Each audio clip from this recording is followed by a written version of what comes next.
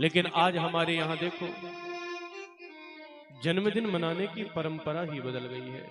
इस बात को जरा ध्यान से सुनना।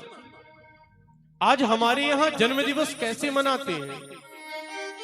अरे जन्मदिन यदि मनाना है ना, तो हमारी वैदिक सनातन परंपरा का अनुसरण करते हुए ही जन्म दिवस मनाना चाहिए। पर हम लोग जन्मदिन कैसे मनाते हैं? बोले जिस बालक का जन्मदिन होता है ना, उस बालक से कहते हैं बेटा मोमबत्ती जला दो। यही करते हैं ना। कौन कौन करता है? इस प्रसंग को सुनने के बाद जो भी ऐसा करते हो वो नहीं करेंगे। जिस बालक का जन्मदिन होता है उसे से कहते हैं बेटा मोमबत्ती जला दो, और कुछ ही क्षण के पश्चात कहते हैं इसे फूंक दो। अरे हमारे सनातन धर्म में जिस दीपक को एक बार प्रज्वलित कर दिया जाता है, जब तक वो स्वयं ना बुझ जाए बुझाने की अनुमति नहीं है। इसका तात्पर्य क्या है? हम अपने बालक को संस्कारी तो बनाना चाहते हैं, पर उसके द्वारा क्रिया ऐसी करा रहे हैं कि वो सर्वथा अज्ञानी हो जाए। दीपक जलवाया, मोमबत्ती जलाई और कहते हैं फूंक दो इसे। अरे ये पशु सभ्यता है। यदि तुम्हें जन्मदिन मनाना है ना, तो अपनी वैदिक सनातन परंपरा का अनुसरण करते हुए ही हमें जन्म दिवस मनाना चाहिए। दिव्य वेदज्ञ ब्राह्मणों को बुलाओ। जब वेदज्ञ ब्राह्मण हमारे घर में वेद का पाठ करेंगे ना, हरि ओम स्वस्ति न इंद्रो वृद्धस्रवाः स्वस्ति नः पूषा विश्ववेदाः स्वस्ति नस्तार्क्ष्यो अरिष्टनेमिः स्वस्ति नो बृहस्पतिर्दधातु बृहदस्वामरुतः प्रश्निमातरः शुभं द्यावानो विगते खुजग्मयः अग्निर्जिह्वा मनवः सूर्यचक्षसो विश्वेनो देवा अवसागमन्यो। जब वेदज्ञ ब्राह्मण वेदों की वेदध्वनि करेंगे ना, तो उसका स्वतः ही कल्याण हो जाएगा।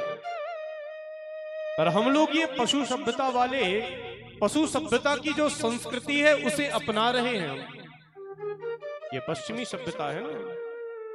पूज्य गुरुदेव भगवान तो कहते थे कि जो सूर्य पूर्व से निकल करके पश्चिम में जाकर प्रकाश देना बंद कर देता है, भला उस पाश्चात्य सभ्यता को अपना करके यदि हम अपने जीवन में प्रकाश पाना चाहें तो ये संभव नहीं है।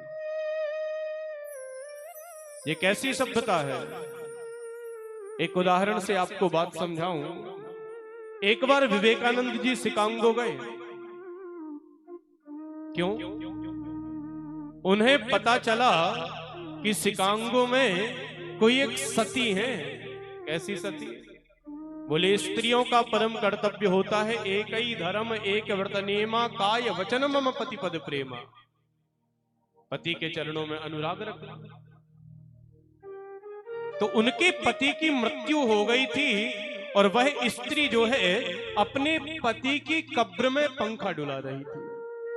विवेकानंद जी को बड़ी श्रद्धा जागृत हुई और मन में सोचते हैं, अरे ये सती तो हमारे उदारवादी देश भारत में हुआ करती थी, ये पशु सभ्यता वाले देश में ये सती कहां से आ गया? चलो चल करके दर्शन करके आते हैं। विवेकानंद जी गए। जैसे ही उस सती महारानी को देखा तो साष्टांग दंडवत किया। बोले हे सती महारानी, हम तुम्हारे चरणार बिंद में प्रणाम करते हैं। वह स्त्री आपको पता क्या बोलती है?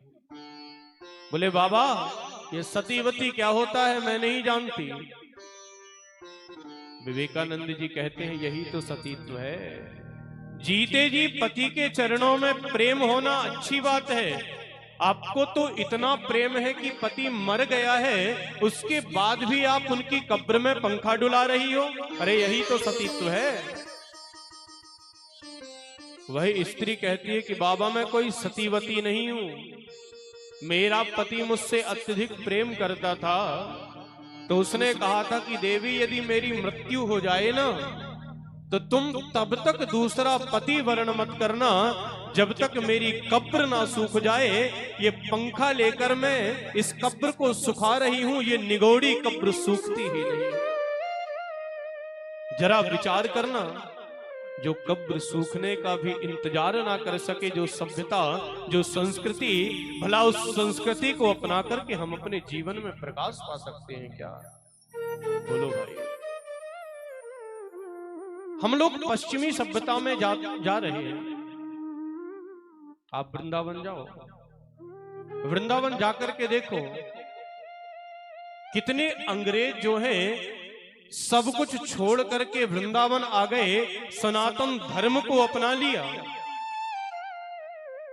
हम लोगों को तो चोटी रखाने में, तिलक लगाने में शर्म आती है, पर जाकर के देखो ना, गोखुर के बराबर दिव्य शिखा रखते हैं, मस्तक पर तिलक लगाते हैं, कांच लगा करके, लांग लगा करके धोती पहनते हैं, और पूरे वृंदावन में 4 बजे सुबह से कीर्तन करते हुए घूमते हैं। हम लोग क्या कर रहे हैं? उनकी सभ्यता अपना करके दुखी होते जा रहे हैं, और वो हमारी सभ्यता अपना करके शांति पा रहे हैं। यदि बंधुओं अनुसरण करना है ना, तो हमारी वैदिक सनातन परंपरा का अनुसरण करो। अरे हमें गर्व होना चाहिए कि हम सनातन धर्मावलंबी हैं। मिट्टी को खाया तो कान्हा के मुख में ब्रह्मांड मिला। अरे क्रोधित इंद्र हुए तो कनिष्का पर गोवर्धन पहाड़ मिला। द्रोणाचार्य से गुरु मिले, एकलव्य सा शिष्य उदार मिला। त्याग, दया और करुणा में वह पावन सा मरम मिला। अरे धन्य हुआ ये जीवन मेरा, मुझे सनातन धर्म मिला। हमें गर्व होना चाहिए अपनी संस्कृति पर।